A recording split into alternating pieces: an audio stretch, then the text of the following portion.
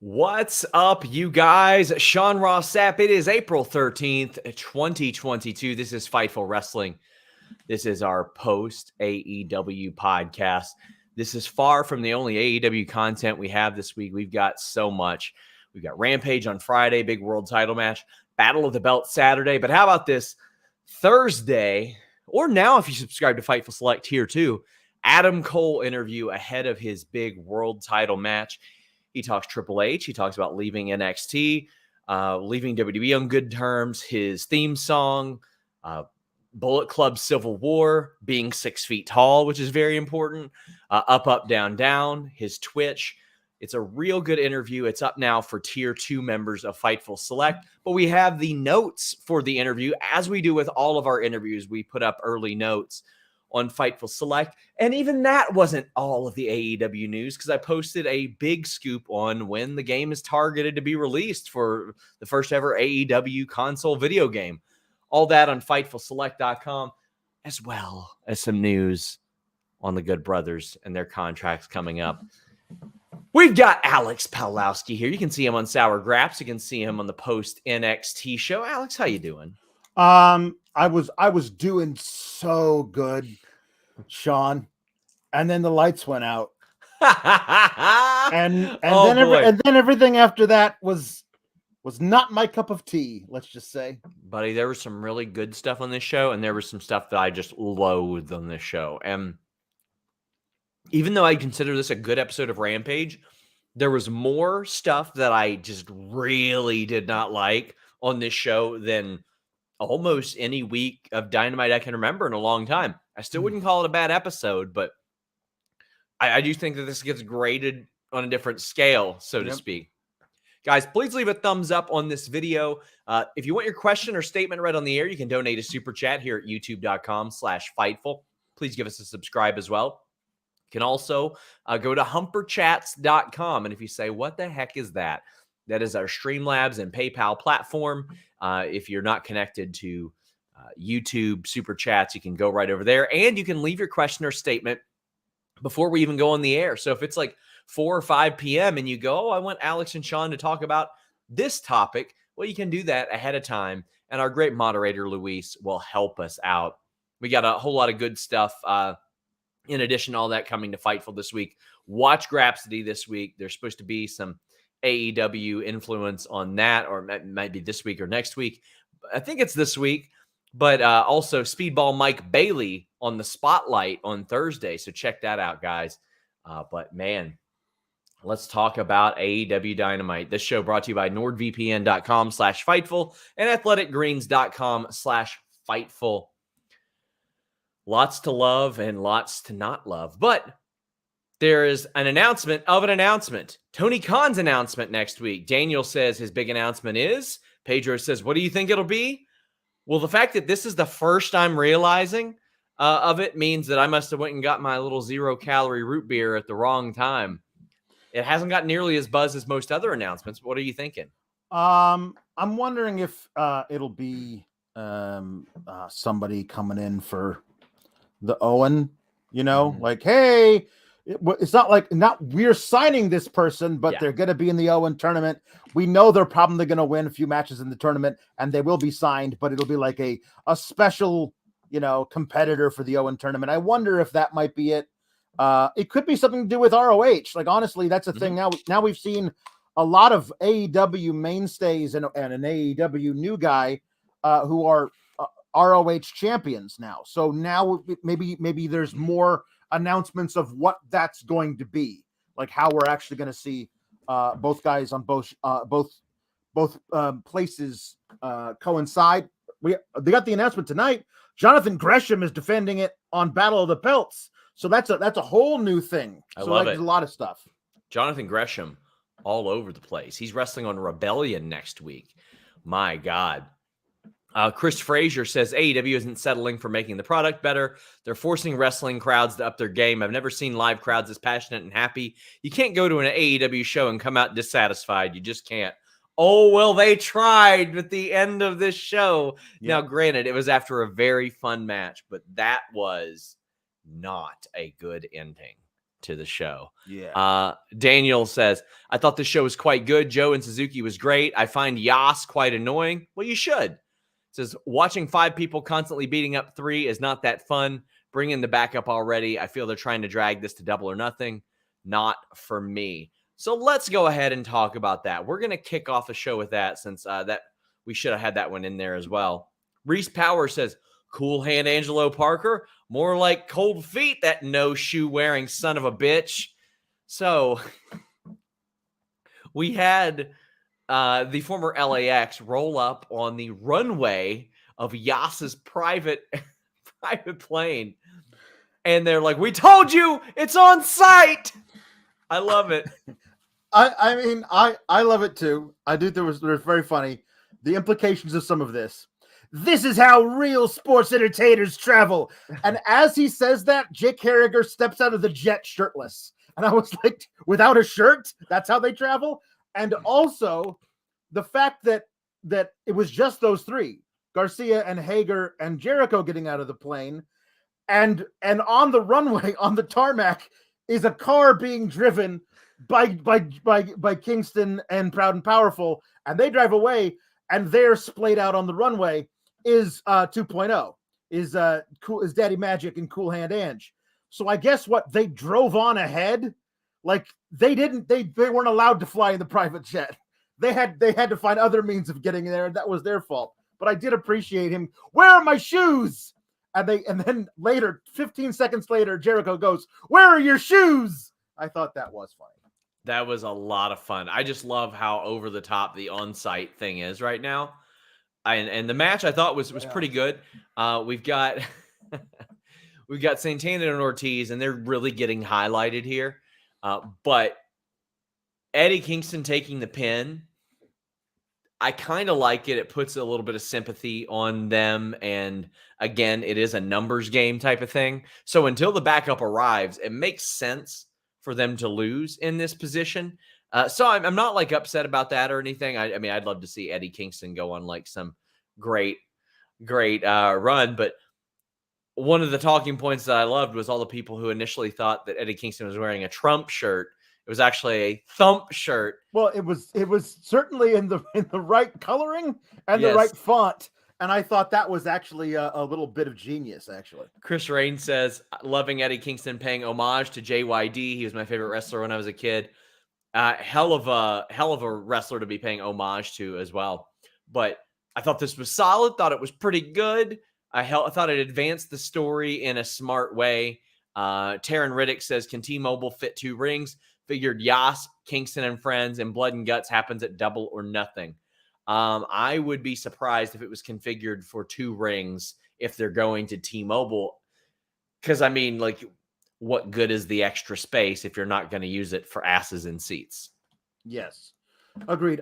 They did the Blood and Guts on a Dynamite last year. I figured they'll probably do that again on a special Dynamite kind of a thing where they can the whole maybe it can be like that's these guys pay-per-view match, and like the Dynamite before is a main, it can be a main selling point of that.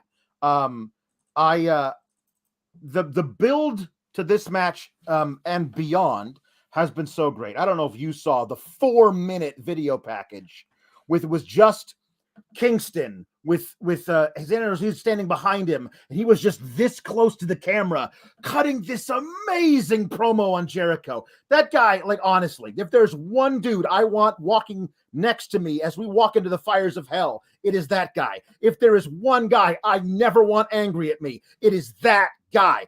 Eddie Kingston could sell me a ticket to anything, anywhere, anytime.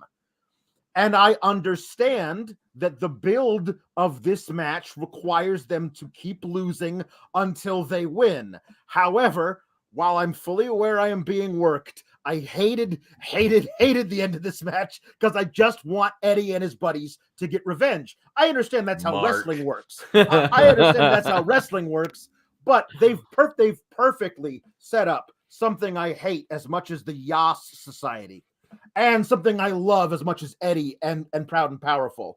They've perfectly found my area where I can't turn my brain on to realize I'm being worked in the moment. Malakai Black wants to fight Fuego. Hmm. I'm sure he does. I listen.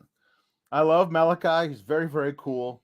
This is not the way I'd be having him spend his time as we're building toward Double or Nothing. I'm assuming this is a blow off long before then, but the whole like how hard can we kill Fuego thing was fun for a couple of rampages. Yeah. But now there should be. I loved the idea. He's done almost nothing since he's got signed. Right. Fuego.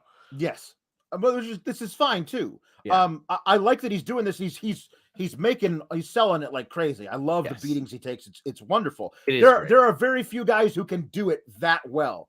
The thing of it is, I love the tease they had of House of Black and the Dark Order, and say us three versus your three best. You pick them, and let's figure out who's the darkest in AEW. Like, you can find out a way of making that fun. The Fuego thing, I thought we were past, but apparently not. Well, and also, I mean, Cody leaving legitimately did affect Fuego because they had the Too Fast to Fuego thing. Yeah, that could have been fun, but yeah. Darby Allin promo. We're getting Darby and Andrade in a coffin match on Dynamite. I am here for that. What did you think of the little promo that we saw? I mean, it was one of his student films. Yes, it sure was. It was of his student films. That's like, there was a point where, like, I don't know, like if they filmed it at 4 a.m, so there was no traffic, or if they actually cut off traffic to film it. But this is all fine. This is all well and good, except for the fact that I don't love that Darby can say, "Hey, you know that match that I always win? I challenge you to that match." And I feel like that should be like, well, what about a match that I always win? Can we have that match afterwards? The thing about this is all well and good for me as long as Andrade wins and moves on to something bigger and better. Because I think Darby's bulletproof. He can take losses. Yeah. But I feel like Andrade has spent a year here without getting gold around his waist, and that needs to change sometime soon. Daniel R says, my idea, put Gresham on every brand, everything. I mean, he's headed that way. He's all over ROH and AEW and Impact now.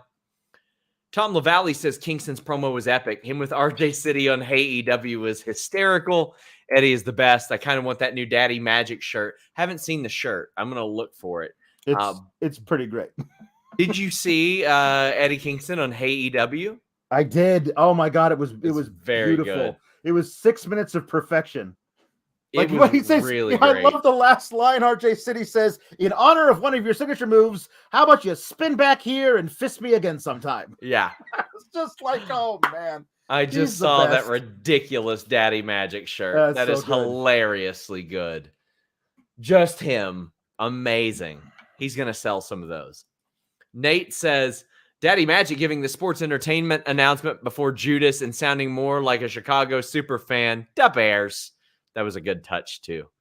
I'll tell you what was a good touch. CM Punk versus Penta. What a fun opening match. It looks like CM Punk is having a blast here. Going like 16, 17 minutes in opening matches of the night, which I love because AEW Dynamite usually starts with a banger that's like, damn, that's good. It really gets you amped up at the start of the show. And I thought this was great. I particularly loved the finish of this match because they went in and out of their finishes. Punk sold the over-the-top Sierra Miedo, which to me, I don't always like. I feel like Penta takes his sweet time an awful lot, but he had the perfect guy in there with it because that guy is in there and Punk's like, no, don't do it. Don't do it. And then Penta does it right in his eyeball. I thought this was a great way to do this. There was a botch in the match that Punk made work as well. How'd you feel about this match? I loved it. Just the idea of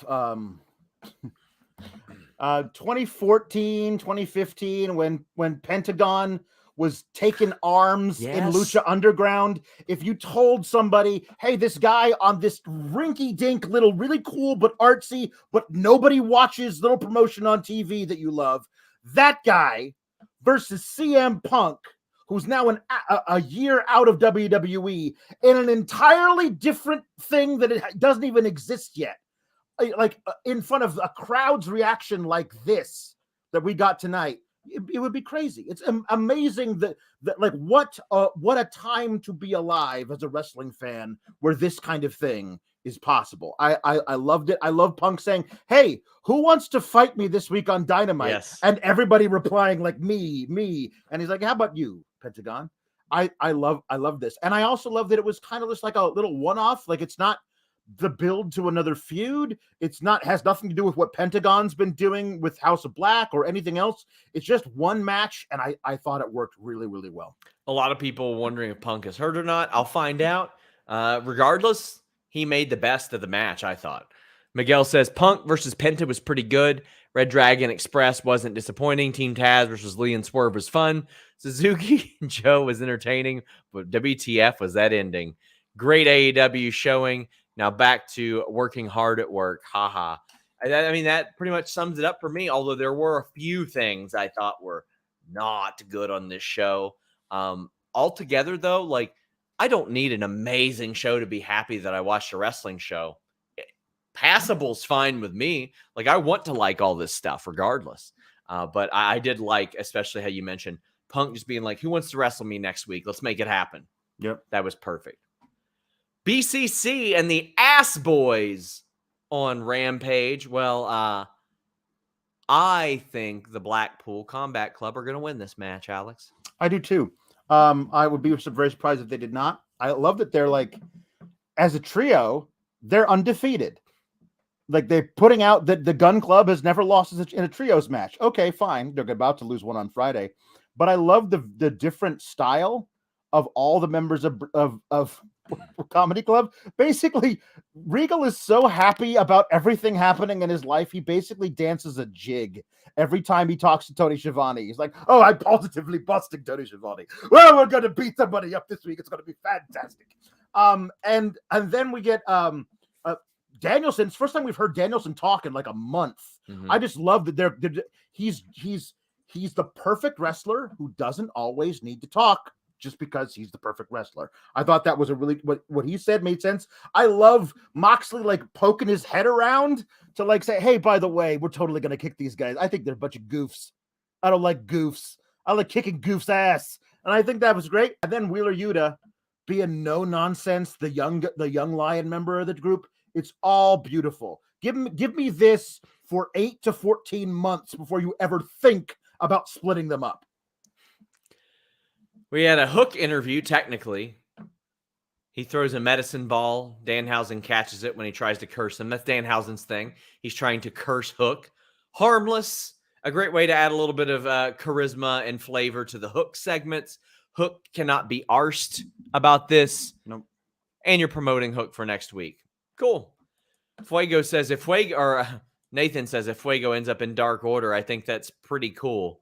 I don't know if you mean Dark Order or House of Black, but Dark Order. I think he'd fit in with Dark Order, actually. I think he'd be perfect for Dark Order. A bunch of them already wear masks. Yeah, I mean, I think that he'd be a great addition to Dark Order. Jamie Hayter, Tony Storm. So there was something I liked about this, but I want to get to Lord Jackson's Humper Chat first. It says the fact that Tony had extra time and 7 matches to work with, still only gave the women one incredibly short match, was ridiculous to the point of insult. Give them more time. They have world-class, legitimate talent that's barely used. Hire someone who will book them properly, like a Gail Kim or Maria Kanellis, because the division feels frustratingly token with how little TK cares. That said, I like the Hayter Storm build is consistent every week. More of that, please. So we will address plenty of this with the Marina and Skye Blue match, but I do like that the Hayter Storm build is consistent. And there's one thing I particularly like about this. Tony didn't say anything. It was Jamie Hayter, and there was a little thing, whether it was intentional or not, when Tony walked away, she goes, of course she walks away, because that's what Tony did in WWE. She walked away from WWE. I thought that was a nice little thing, whether intentional or a happy accident. That was a good little jab that Jamie Hayter had there. Oh, yeah, no, I love that Jamie Hayter's like selling this whole thing. And Tony's like, yeah, well, we'll see about that. She doesn't say anything. She doesn't say anything, but that's her whole thing. Like her smiling at Jamie Hayter and walking away from her is a bigger insult to Jamie Hayter than anything she could have said to Jamie Hayter. And I like that that's the way they're building this right now. Frankly, I'm kind of shocked that they're doing this in the first round. I thought this felt like a you look at the brackets and you see that down in the quarter or even the semifinals, there's a Toni Storm and Jamie Hayter match on the horizon. I did not think they were going to take one of these two women out of the tournament this early. But the thing about the whole, and I agree, like when one match, 4 minutes or whatever it was on a Dynamite, it's not okay. I'm hoping that the Owen tournament will alleviate a lot of that, because I don't think that those matches are going to be this short, but there's never an excuse for only doing the one match if it's going to be that short. Yeah. And this is a method that a lot of MMA tournaments have taken lately, because back in I don't want to say back in the day, like 10 years ago, they would put together tournaments with a clear idea of a match in the finals, but it would never happen because somebody would always get upset. So now the smart promoters are like, we're just going to do a big match in the first round. Then one of them's got to win, as opposed to both of them losing or one of them losing. And I like this. They're like, if y'all got such a big problem with each other, we'll just do it now. So I like that approach. I did not like the approach of the Thunder Rosa Nyla Rose promo. Now, Dana says, I like cake and violence just like Nyla. Zach says, Nyla and I have a lot in common. I too love cake and violence. Mostly cake, though. I love that line. And Nyla is really great. Mm-hmm. And Thunder Rosa is really great. Yep. They do not need Vicky or cakes or all this other bullshit. And I immediately, the first thing that I thought of was Toni Storm got a fucking pie hit in the face with a pie. Right. Like, I don't need the cake. I need two badass women ready to fight each other. Did I miss, did Thunder get cake in her face too? No, she threw it. She hit Nyla in the face with it. I appreciated a couple of things to start out with. One, Nyla saying, here's, I bet you a cake. We were going to get writing on it, but that costs extra, and frankly, you ain't worth it. I thought that was a very clever, cute little line. And also Thunder Rosa being like smart enough to realize, you got a cake so you could put my face in it. I'm not going to let that happen. I'm going to put your face in it. I thought that was fine. The thing about it is that I don't understand why they're doing any of this. Like, you could figure out a way to do something different, because the match is on Saturday. Unless I'm wrong, it's being taped on Friday, and then it's over. This feud isn't continuing past that. Sure. They're going to give somebody else to Thunder Rosa for Double or Nothing. So all of this was just like, you had her win. You delayed our gratification by having her lose at Revolution. You had that amazing cage match where she got a huge reaction in San Antonio. And since then, I feel like you've basically done nothing with your new women's champion who everybody loves. Like, it's been a month now. Like, this is not okay. The only way I'll be okay with this segment in retrospect is if this is what splits Vicky and Nyla. Yeah, her getting Nyla hit Vicky. Blinded by cake Nyla. And it's like to me, what I'd do is just book something good. But it's one of those things, if you got to take one step back and then 3 forward, all right. Todd Allen Starr says, barely existent women's segments, Great Khali version 2. Why? This company does so much right but when they bomb hard, probably from high expectations. Let Rosa talk. Rosa is naturally likable. And they don't generally let her talk for a long time, and they don't need to let her talk for a long time, because what got her over was she was a badass that wanted to beat up people, and she followed the rules doing that. Britt Baker DMD is the opposite. Chris Raines says, so excited to get Britt back on television and for your interview with her. She's facing Danielle Camella next week. I have an interview with Dr. Britt Baker DMD next week. And it's a good one. It is a good, lengthy interview that we did in Lexington at Comic-Con. And I think that you guys are going to like it a lot. We'll have some early notes on Fightful Select But yeah, I think you guys are going to like it an awful lot. I did not like Marina Shafir and Skye Blue. And a lot of people thought that I believed it was the second coming of Okada Omega because I said Marina Shafir is going to be very good one day. And I believe she's going to be very good one day for a number of reasons. She's got great body language. She's got good facial expressions. She needs more facial expressions. She's gotten in incredible shape. She's got that judo background, and what that does is open her up to a lot of offense that a lot of wrestling fans haven't seen, to the point to where some wrestling fans thought that the stuff that she did was botched. It wasn't botched. Sometimes judo throws just land you on your hips, your back, your high back, stuff like that. That being said, the chemistry here wasn't good. The roll through at the end wasn't it. I think that probably a more experienced opponent should have been in there with Marina Shafir during this match. And beyond that, the whole baddie section thing was just that there was way too much time paid and attention paid to that. That like brought everything to a halt. This match already wasn't going to get a big reaction because it was between a lot of really hot stuff. And you got Marina out there in front of a crowd, in front of a lot of people for the first time ever.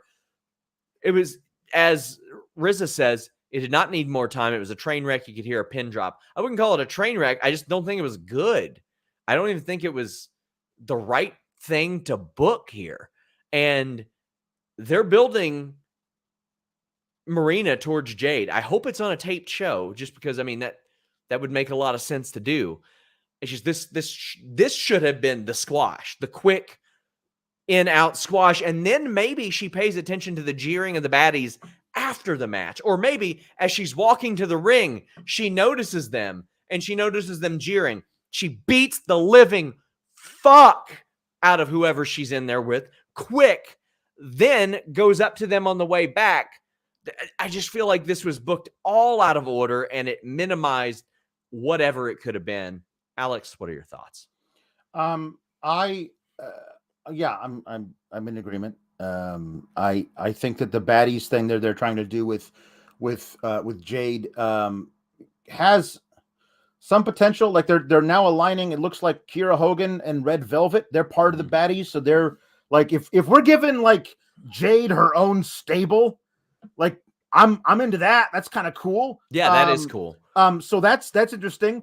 And I think this whole thing is this match wasn't even about the match. It was about like, hey, Marina Shafir can break somebody's arm if she wants to. Also, hey, look at the baddies as opposed to an actual match. And that's not what, like, I love your idea of she walks in, she takes note of people jeering at her. She immediately destroys Skye Blue, like in 15 seconds.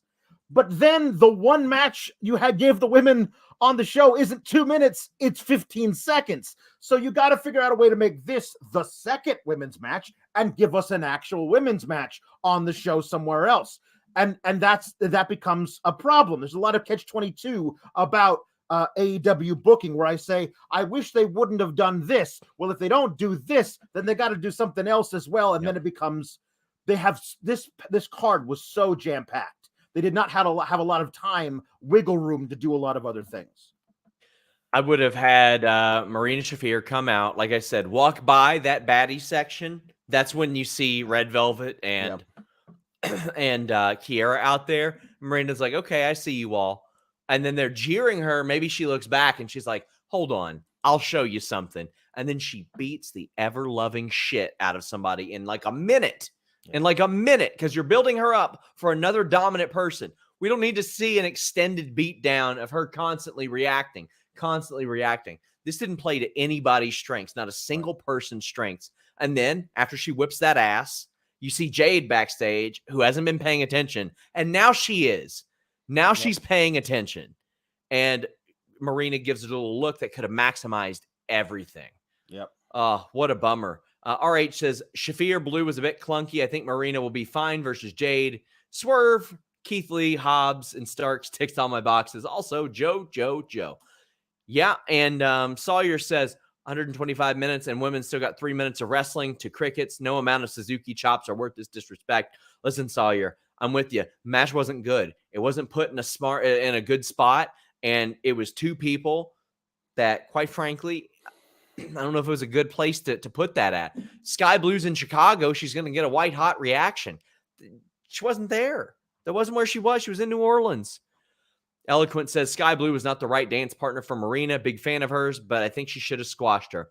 Me too. Should have been a straightforward squash. Maybe put Marina in there with someone more experienced. Now, I don't want to use any of the Joshi women in that spot because you want to protect them as well. But there are some experienced women out there who are probably TV. Like there are a whole lot that got released from WWE last year. Nerd Guru says, I know Kate isn't on any pods tonight, so here's some money for an epic rant she would have cut on the poor treatment of AEW booking. I think we went on it. I think we did it. But make no mistake, like just because I said Marina Shafir is going to be good one day does not mean that I thought this match is good. The presence she had walking out slowly with that dead-eyed stare, like she's already got the right presence for this character. Now we just need to see her in the ring with some people who are more experienced than Skye Blue. Sawyer says, did AEW signed wrestler Red Velvet kayfabe buy a ticket to watch from the crowd instead of supporting from ringside? Don't be silly. No, Jade Compter. Yep. The Hound says, felt like this show got progressively worse after the MJF segment. Not usually very critical of AEW and want to let things play out, but this Nyla feud, Marina Jade, and whatever the hell that finish was too much WDB for me tonight. So when Tony had said, like, oh, we're going to go mainly in ring, I was like, rad. Well, it wasn't a bad show, but there was some rough spots for sure. Shot Kid says, do you think part of the problem is TK for some reason has been gun shy on signing women? Diamante has been on dark for God knows how long. I don't know why she hasn't been signed. But I mean, she's probably making more money in AEW than she would have an Impact. WWE's not going to sign her at this point. ROH is AEW. But there are a few women I think they should sign. I mean, yeah.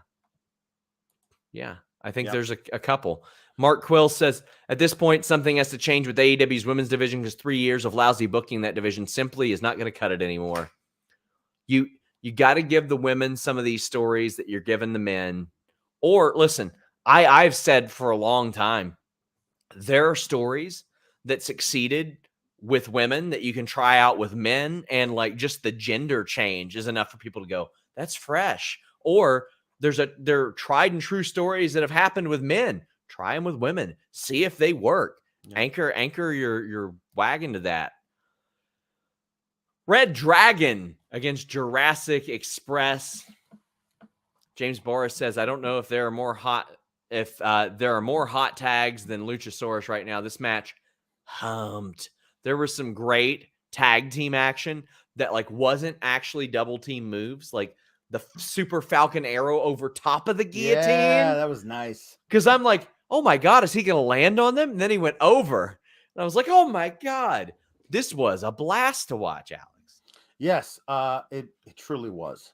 Redragon are the definition of just absolutely rock solid veterans. They will like. Here's the thing about Kyle O'Reilly and how good of a wrestler he is.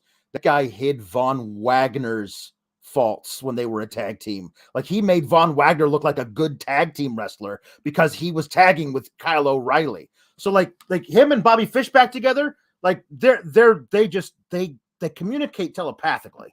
And I think that frankly, I kind of thought they might actually do the title change here, just as like a, hey, we did this thing. Turns out they did another thing at the end of the show. But like but a big title change on a weekly Dynamite might be it. I'm looking to see where we go from here because Redragon just straight up lost. And then they decided to do a little beat down afterwards. But they straight up lost. And now we see next week, we're going to get Kyle O'Reilly versus Jungle Boy. And I think you got to have Kyle go over in that match. Otherwise, it's just loss after loss after loss. I think this feud is continuing in some way. So you have Kyle O'Reilly maybe via chicanery, maybe via Bobby Fish interference, beats Jungle Boy, that pisses off Jungle Boy, and maybe we get another one of these down the line. FTR come out after this match. That was good. Oh, that babyface reaction that they got for that ridiculous theme song of theirs. Yep, was amazing. And I love that we had Redragon pointing at the ROH titles. They want those titles because those are their titles. And meanwhile, FTR are out there for any number of reasons. Oh, sure. Because they're baby faces and because there are a set of tag titles they want in the ring. They would like nothing more than to be 3 belts FTR. The reality is there's a real good chance that by the end of next year, these two have won the Impact and New Japan tag titles as well. Yes. And they deserve it. I hope so. And I already think they're one of the best teams, period, ever. But if you add those accolades, we're talking NXT, Raw, SmackDown, IWGP, Impact, AAA, ROH. I mean, they have the opportunity to check an awful lot of boxes. And if I were them, I'd say, hey, Tony, let us go win those NWA titles just for the hoot of it. Just for the hoot of it. I would love it. I would love it. So adding to their accolades is how ridiculously over they are as baby faces while spending literally every single day of their careers up until this point as heels. Like it's just, they just decided to flip the switch and everyone watching said, okay, we'll go with you. Whatever you want, we'll go with you. And that's reserved for very special acts that can just split. They can switch and carry every single member of the audience with them. They got a huge pop coming out just to walk around in their street clothes. They haven't changed anything. Nope. They haven't changed anything. And that's what they said at the scrum. They're like, we can't, because then like that's not what got us over as baby faces. Yeah. Tom says FTR need to be AEW champs ASAP. They are so over. They are miraculously over. RH says Bobby Flying Fish. That Falcon Arrow was great. We talk about Sting diving off of stuff. We got 234-year-old Bobby Fish doing Falcon Arrows from the top. One of the reasons I thought they might put the titles on Redragon is because you want to harness this FTR thing. And if they're so over as baby faces, you don't want them beating Jurassic Express right now. So if you have Redragon cheat-ish to beat Jurassic Express, then you can do FTR versus Redragon, which hello, that's another dream match. And if FTR beats them, then all of a sudden you can have them be champions. And if the reason that they beat Redragon is because the Young Bucks don't like Redragon, well, there you got your Young Bucks and Redragon match that you can go and start doing for a couple of months as well. Well, whether you're in your mid-20s like Jungle Boy or you're 234 years old like Bobby Fish, make sure you get your multivitamin in a much safer way. I bet Alex is drinking this right now. I bet Alex is drinking Athletic Greens 1. You can use athleticgreens.com/Fightful. Get 1 year supply of vitamin D and 5 free travel packs. How about this?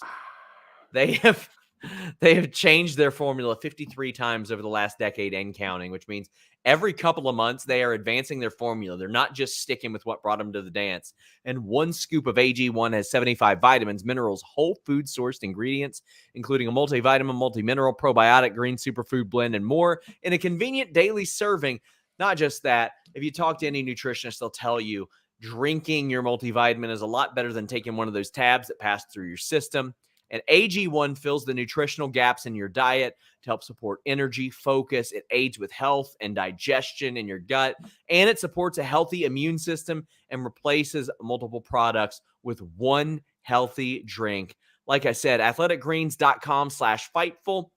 Get you a free 1 year supply of vitamin D and 5 free travel packs. This stuff is great for when I am on the road. I just take it, empty it into my bottle of water, and I'm good to go. Shake it up. It's got 1 gram of sugar, no GMOs, no nasty chemicals, or nothing artificial. That's what one of the big benefits of athleticgreens.com/Fightful is. Love them. Got me feeling great. My diet wasn't so hot after WrestleMania. And got back on my AG1, and I'm feeling as good as new. You are not Robert DeFelice. You're definitely not Robert DeFelice. It's not all 3 of us. That's for damn sure. Where are you? There you are. I should probably move that up to the top. Let me find my notes here. I thought I would too, but I realized that that was gonna not be possible. You know what? I wanted during the pandemic era for Cesaro to start doing the swing, them to go to commercial, and since there's nobody there, why not come back and he's doing it. Sure. Or a vertical suplex with somebody, hold him up the whole time. Yep. I think that'd be great. I think that would be really, really awesome. But alas, it didn't happen. As you mentioned, O'Reilly, Jungle Boy, Owen Cup match. I love this. Give me stakes. I love them. Shazarn says, maybe it's just me, but I like that none of the new AEW imports have won belts yet. A nice change from how WWE blows their spots too early. The new signees can be in other feuds for the next year easily. I don't know that I've seen WWE. I mean, well, WWE hasn't necessarily had too many new imports over the last few years. And then like Lashley he came in with a boom, then he was feuding with his sisters. So I don't know necessarily it's a WWE thing. It was certainly an Impact thing for a very long time. Yeah. I mean, Eric Young, it was the right decision, but Eric Young got released by WWE, and the first night he came back to TNA or Impact, he won the title. Right. Well, the other thing that the biggest detraction among a certain segment of the IWC is they're just a bunch of WWE rejects. And if you look at who's on top, it's all AEW originals or Thunder Rosa, who's never been in WWE. So, like that I think is part and parcel of what's good about that. I am happy that Joe Burrow is about to be protected by that Dallas Cowboys reject, La'el Collins, on the offensive line. I am stoked. I am happier than a pig in shit. And this is a Super Bowl winning team that took somebody's leftovers, their reject. Give me that all day. If they're good, they're good. I don't care. Nerd Guru says, Alex, did you fix the light or just move over some? Good luck with the move. My fluorescent tube above my head burned out during the NXT show. So all I had was this hanging bulb over here for half of it. And then I went and I was like, there's just a box of random fluorescent tubes, and 6 out of 7 of them also burnt out. This is the last one we got in the house. So will your new place have somewhere where you won't require fingerless gloves or not? Yes. Yeah. Ooh. Yeah, we're moving to a 4-bedroom. So one of them is going to be like a little. Nice. It's going to be my wife's office during the day when she works, and at night it's going to be my studio. Oh, one of the biggest benefits of me moving, people have said that they hear like a little less reverb and echo. I've got honest to God carpet on my floors now. Well, that'll help. I don't have a flat area rug from 2002 that is now harder than the hardwood underneath it. Yeah. Like change of scenery helps a lot. Yeah.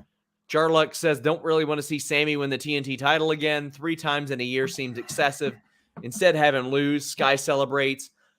Get Miro's horns of war and have him come out and say, I have come for what's rightfully mine. I hope, but I don't think he's going to be there this weekend. But I think this might be, I don't think he's going to be there this weekend. I could be wrong, unless they got something late planned. Listen, the thing that I miss Miro too. Yes, but it is imperative to me that when he comes back as a conquering champion. Like, I don't want him coming back and having like a little stop-start action or whatever. Like, he should come back with a big special storyline for him, and that should involve him putting a belt around his waist in about 6 weeks or less. So I don't want, unless you're ready to actually take that title off of Scorpio Sky, and it feels a little early to me to do that. Like, maybe you wait until because I love the idea that Miro doesn't want anything else. He just wants that title because that's his title. That's his God-given birthright. And you could keep him out of the top title picture for a while if you do that.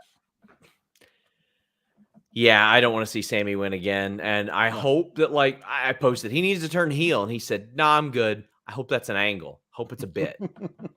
Really hope it's a bit. Yeah. Colt says, the convo about the women's division has been the same for years now, yet nobody really pushes TK in interviews about it and let it slide. You think there's a professional way to push him on that? Most of the people he does interviews with aren't going to push him on that. They're people usually that he does interviews with pretty regularly. So I asked if they were surprised that that he didn't get more questions about Big Swole in interviews. And like, no, not really. A lot of those people didn't even hit their radar. So No, I just think that I don't think that's going to happen. I think it will on the calls and in scrums. It gets asked a lot, but sure. MJF and Shawn Dean too. Shawn Dean is the pinnacle killer, and I love it. All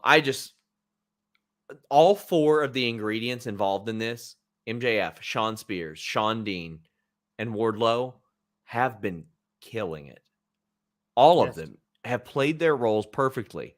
Wardlow, after Shawn Dean and MJF are outside the ring, he pulls off that mask, and the fans next to him helped make it because they're like, oh, he's going to kill him. He's going to kill MJF. I thought they were really, really great.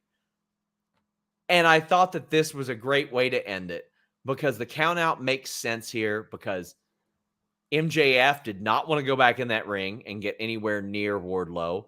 Wardlow ran through 400 security guards until he couldn't anymore. He didn't get to powerbomb Shawn Spears because that will be saved for a match in the future. So you're building that match too. Shawn Dean gets another win. MJF tries to bribe Bryce Remsburg. Bryce Remsburg gets over because he doesn't accept it. Mm-hmm. MJF loses in the same way.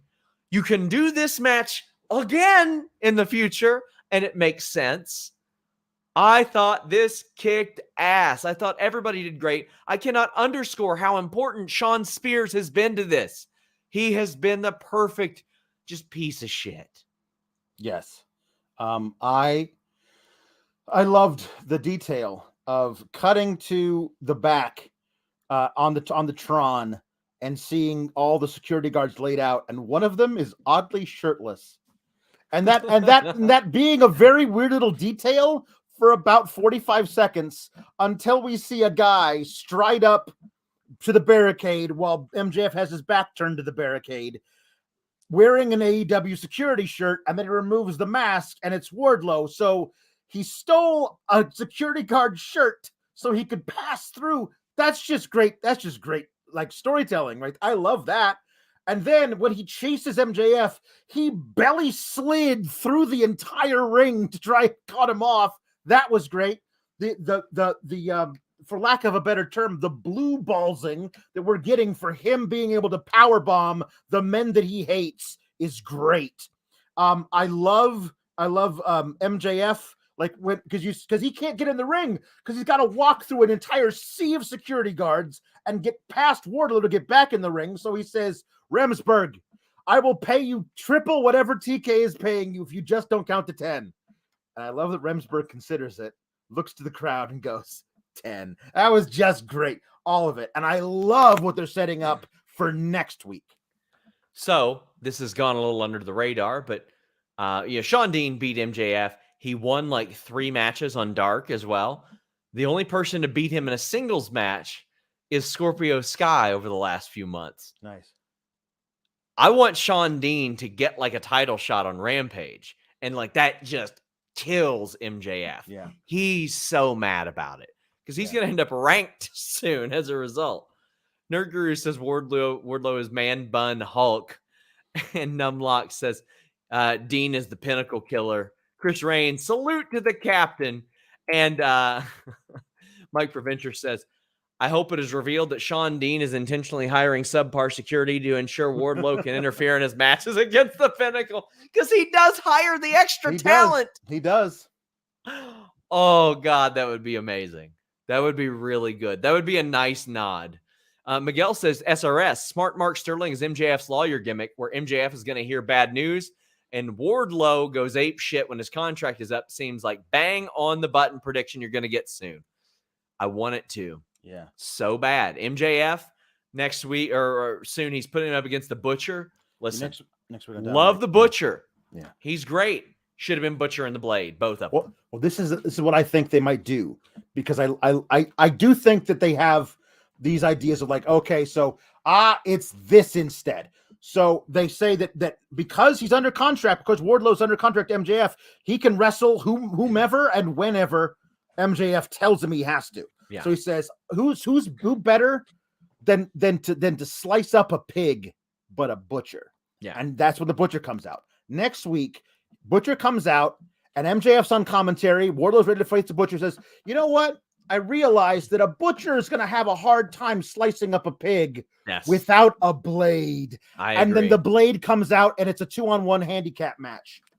Because, I mean, MJF has got to recognize Wardlow, he beat the shit out of CM Punk. Like, he would have beat CM Punk. So, yeah, I thought this was really, really good stuff. Miguel says Gresham versus Miro for the ROH title is something I need. Oh my God, that's a match I hadn't even hit my brain waves. Yeah. Whew. Let's talk about something I liked a lot. Swerve and Keith Lee against Team Taz. So, Daniel R says AEW uses interference cheating too much for me. I get it, Daniel. I liked it here. Ricky Starks got the biggest awesome, like, Ricky Starks reaction he could have got in his hometown. And they had his team win. He didn't win, but his team won, and he fired up like a baby face during the match, which I love, because why would he not? Those are his people. Chris Rain says, Swerve with the moonsault off Keith Lee's chest had my jaw drop. Swerve is going to do so many things that amaze you guys. I like Keith Lee eating a pin here. He doesn't have to be invincible. The numbers game got to him. And there ain't no shame in losing to Will Hobbs and Ricky Starks to me. Like, sometimes good wrestlers just lose to other good wrestlers, and that's okay. It's a matter of where it goes after this. I want to know your thoughts, because I know you covered a lot of sour Keith Lee booking for a while. I did. I love this. I love it so much. Swerve and Keith Lee immediately fit together. They are perfect together. As the moonsault off of Keith Lee's chest to the outside, just by itself, amazing. They had a combination strike thing where they were like pinballing Ricky Starks back to each other. There was the one where like where Swerve like threw Starks into the path of a pounce, and then there was one they didn't actually hit, because I think they're saving it for when they actually win this match. They had Starks on Keith Lee's shoulders, and Keith Lee was about to golden spirit bomb him, and at the same time Swerve was up on the top rope, and he does a big double stomp thing. So they were going to do a power bomb double stomp combo to Starks, but it got broken up. I want these guys to be tag champs.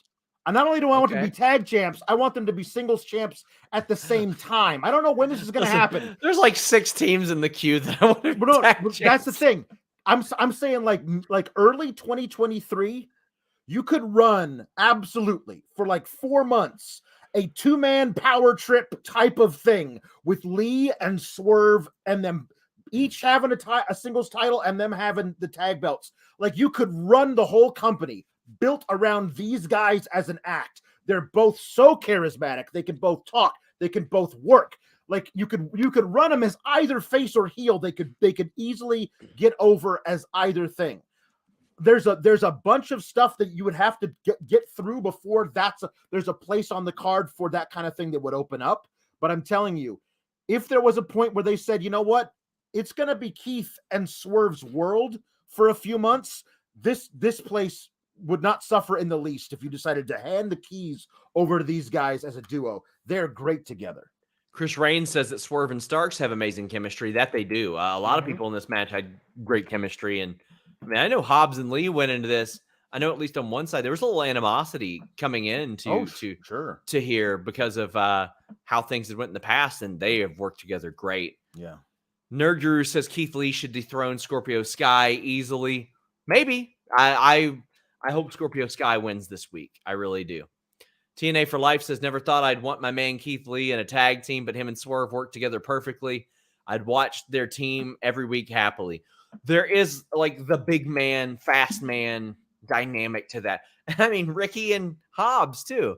And I mean, it's just perfect. I love Ricky and Hobbs. I think the story of Ricky and Hobbs looking like they were not going to get the job done, and Taz taking it upon himself to come down and say, not on my watch.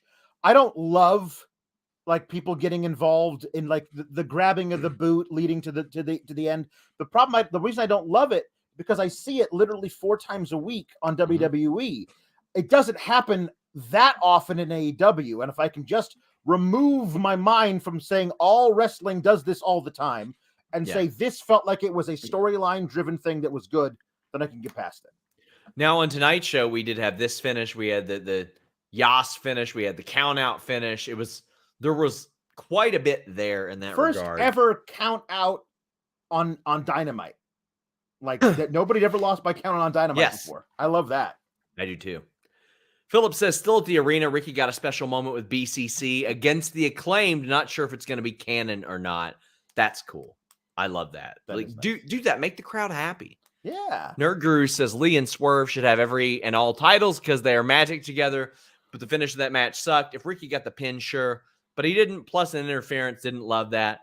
Keith Lee, I mean, well, in AEW, when it happens, it's done less, and not nearly as little as it should be with the interference. They do lean on interference a lot, but they had fallen into a lot of distraction stuff, a lot of interference stuff, and they moved away from that, from leaning on it too much. They love to do the long storylines where the faces can't quite get over until they get over and they win the feud. They love to do that. It's very old school stuff. That's what TK's into. The fact that they ran the same chapter of 2 different feuds and 2 different tag matches on the same night, maybe they could have planned for that a little bit better. But having Jericho hit Kingston in the back with the bat to give them to extend that feud, at the same time Taz interferes and costs Keith Lee to extend that feud on the same night within the same hour, feels like maybe it should have been put around a little differently. Just heard that Pat Buck, who just recently left WWE, was around backstage at AEW Dynamite. Interesting. Ryan Martin says it's super frustrating to see how AEW's women are being booked. I was dumbfounded seeing Kiera Hogan sitting in the Baddies section. She's super talented and should be wrestling on TV. Well, hopefully this leads to that. Yeah. She is very talented and she should be on TV. She's very, very good. Well, let me tell you, the main event, those slaps, Alex, were threatening. And sometimes you need some threat protection. Oh.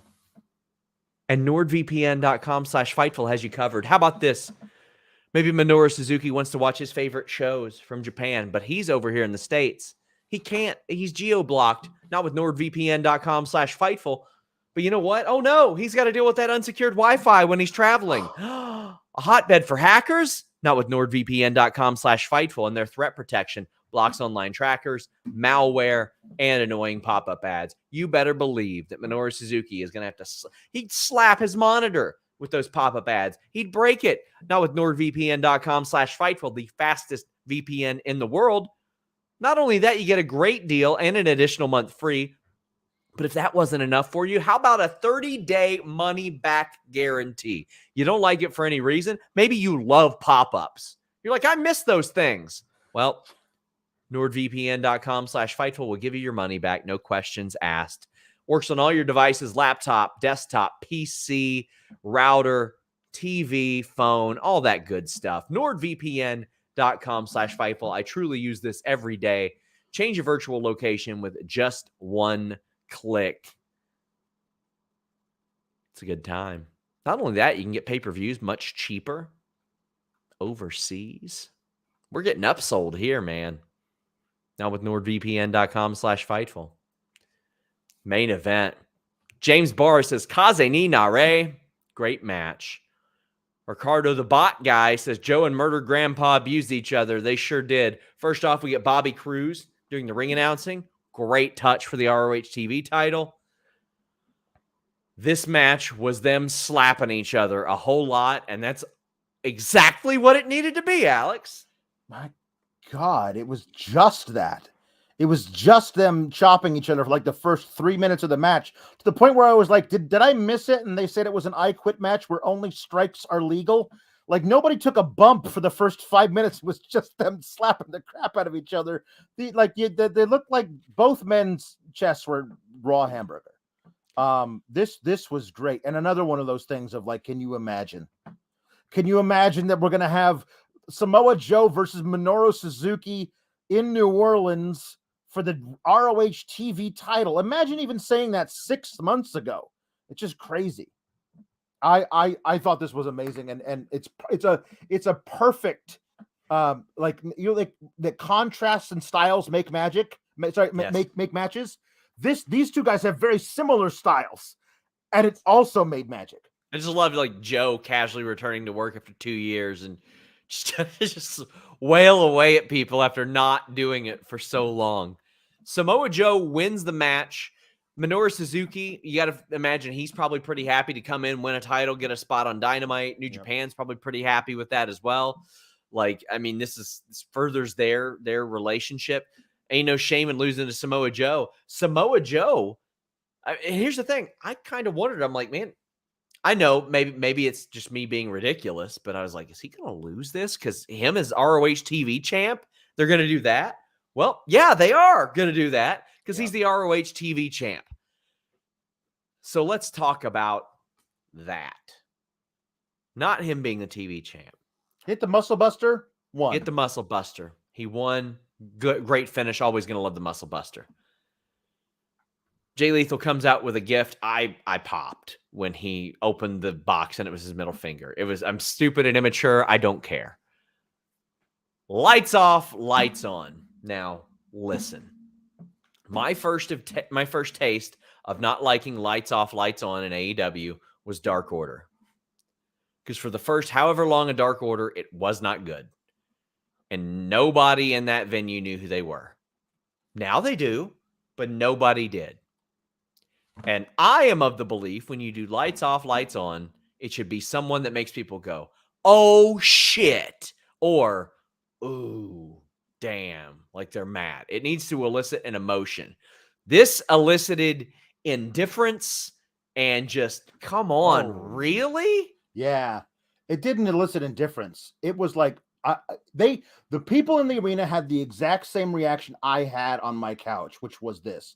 Oh, no, what are you doing? Like, this is the thing the other place does, where they bring in a big guy just because he's big, and like I understand that, like, don't compare him to Great Khali or whatever, just because he's the same nationality, it's racist or xenophobic or whatever. Fine, I'll compare him to Commander Aziz. He's a big guy who just watching him walk around the ring in a suit. Omos, Giant Gonzalez, any number of those number guys. Of people who we've Kurgan. The Kurgan, any giant guy who looks like he's very awkward walking around, because people that large aren't usually coordinated. He didn't look good tonight. He did not look good. He didn't look good tonight. We'll see if he's some kind of prodigy in the ring, but also the fact that they have him attack Joe from behind. He gets rolled out to the ring, gets rolled back into the ring, and then what does he do to Joe? The squish your head thing. Listen. I hate the cranium crunch. It's the worst. Thing is the worst. It's stupid. Hey, Joe, move your head, buddy. You have never seen the cranium crunch work in a real fight. In an MMA fight, it has never worked. I don't care how damn big they are. You know who used to do MMA? Giant Silva. You know how many wins he has by cranium crunch? 0. Big fat 0, buddy. None. Yeah. None. This was bad. Ron Reese. It wasn't good. Just stop bringing in people for the sake of them being tall. And I know that's me cutting into my own business right there. Sullen says that ending went down like a fart in a lift. It was unanimously loathed online, as it should have been. This was one of the worst Dynamite closers that I've seen. Especially after that match, where everyone's so excited for Samoa Joe to be there in ROH, to have a match with Minoru Suzuki, to win the ROH Television Championship, and then that's where you decide to debut a big stiff in a suit. Like, I don't care what nationality he is. I'll go to Great Khali just because he also used the big squish your head thing. The head vice. But anybody, you could pick anybody over 7 feet who can't work. I don't need to see those guys in wrestling ever again. If they can work, fine. If they can't, get them out, especially in AEW, which is supposed to be the place that doesn't do this kind of bullshit. So, guys, for those of you who want a little background on Satnam Singh, who we haven't named, he's 7'3", almost 300 pounds. He was drafted in the second round by the Dallas Mavericks in 2015. Never ended up making it to the NBA. He went to the D League and, quite frankly, or the G League rather. And when you are a 7'3" guy and you are shooting 33 and 43% from the field, which the field is 2 feet away from the rim for you, you're not going to last long. He did not last long. This trajectory is very similar to Giant Gonzalez, who was drafted by the Atlanta Hawks. And they were like, well, we got him in the Turner family. We might as well just keep him around. Satnam Singh had a tryout with WWE in 2017. Something tells me it was not a blow them away and offer him a deal like Jade Cargill type of situation. They signed Commander a snooze. So, like, you know what I mean? Like, they also didn't sign Wheeler Yuta. So, well, I mean, like I'm saying, like, occasionally they like really big guys who do walk around all stiff. So, I mean, I don't know. Listen, I love walking around all stiff, buddy. Like, you ain't get no argument out of me for there. Yeah. He was signed in September by AEW. So we're going October, November, December, January, February, March, April, 7 months after being signed. I hope he's not wrestling. Hey, you want to get him some reps on some dark matches and ROH dark matches? Get him his reps. Maybe he'll turn into something.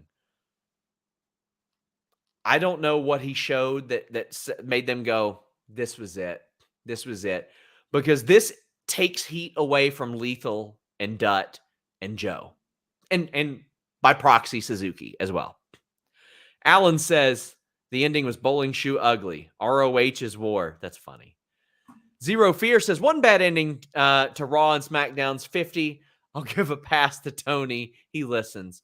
He does listen. And he is very, I don't want to say sensitive to criticism. He's very responsive to criticism. I think that's a better way to put it. I don't think if you criticize somebody, you shouldn't expect a response, either verbally or non-verbally. So Christian says, I don't know why I was thinking CSRO that's Cesaro was debuting tonight. I mean, if you go lights off, lights on, I would think more Cesaro than Satnam Singh. Yeah. I just want to say good for Kurgan. He's made a great film career out of things. You know what? He had more charisma than he showed in WWE. You never know. Nathan Jones, too. Eloquent says they shouldn't use the lights out to debut someone nobody knows. Show was overall really good. Team Taz match slapped. That's from Eloquent. I completely agree. It should be from somebody who is going to elicit a reaction. Yes.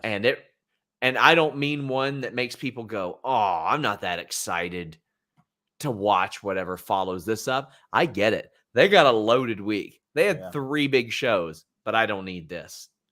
Guys, we're heading down the home stretch. Get in your super chats. Get in your humper chats. Please leave a thumbs up. And remember, we got that Adam Cole interview dropping tomorrow, but FightfulSelect.com.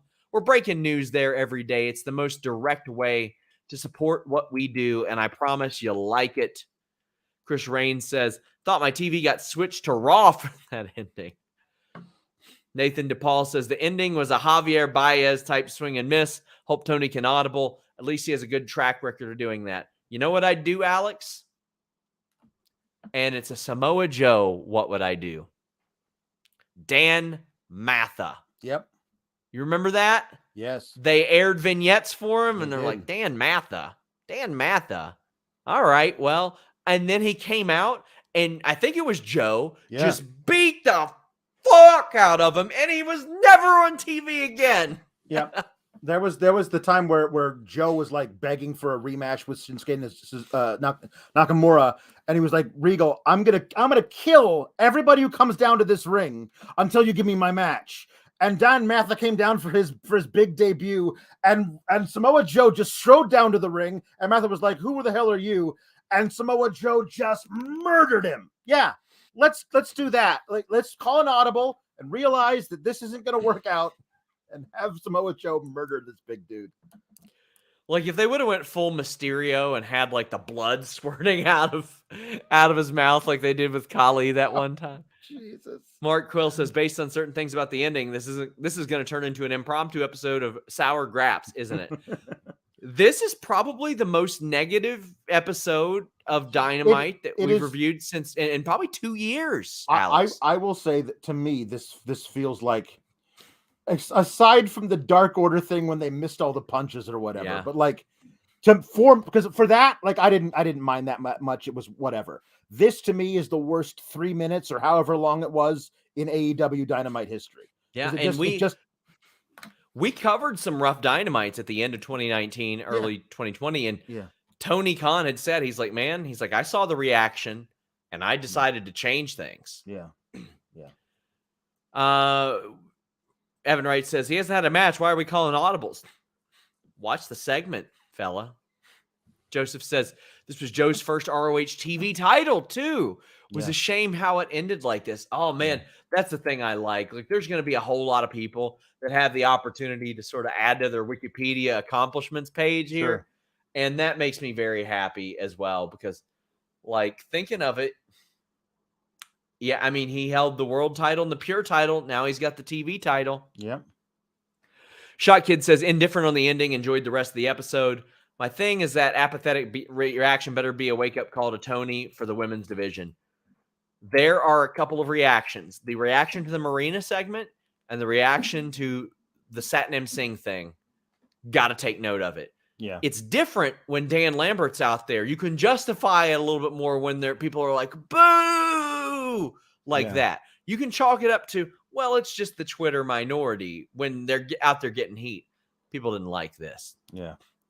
And, as Reggie says, this Dynamite was really good. 3 minutes don't negate that. It's true. Yes, I am fully willing to admit Dynamite is graded. Dynamite is held to a much higher standard. Yeah. No, that like, honestly, if the show just goes off the air when Samoa Joe wins the title and we don't get the rest of the night, it's a really highly rated Dynamite for me. The problem I have with Dynamites and this one is the fact the women don't get time. But if somehow if you can excise that from everything, I thought we got 3 really great tag matches. We got Punk versus Pentagon. Like we got this Joe versus Suzuki dream match. Like it was a really great Dynamite. And then they did this thing at the end, which soured me on that particular part, but not the rest of it. Nerd Guru says, please tell me they're not going to make Samoa Joe wrestle this big stack of Von Wagner. He's already injury prone, so maybe don't do that. It should be a squash. And you know what? If it is, again, that's the thing I'll look at and I'll go, well, they still shouldn't have done lights off, lights on. Yes. But if he wants to crush him and send him packing for a while, sure. Shot Kid says, wasn't he suggested by Cody and to give him the benefit of the doubt? Maybe TK figured, we have him signed, let's figure out something for him. Like I said, if that something is, hey, you know what? Maybe it's a rib. Maybe it's an act, and he's actually this super athletic dude. I think there's a good story in somebody coming out like that and then showing, oh shit, they can really wrestle. That's horrifying. Who's teaching them how to wrestle? Oh, that's even more horrifying. Like, does it look like that right now? No. They have earned the right to let it play out a little bit more, but I don't have to like it in the moment. We do this show every week, friends. So you know what we can do?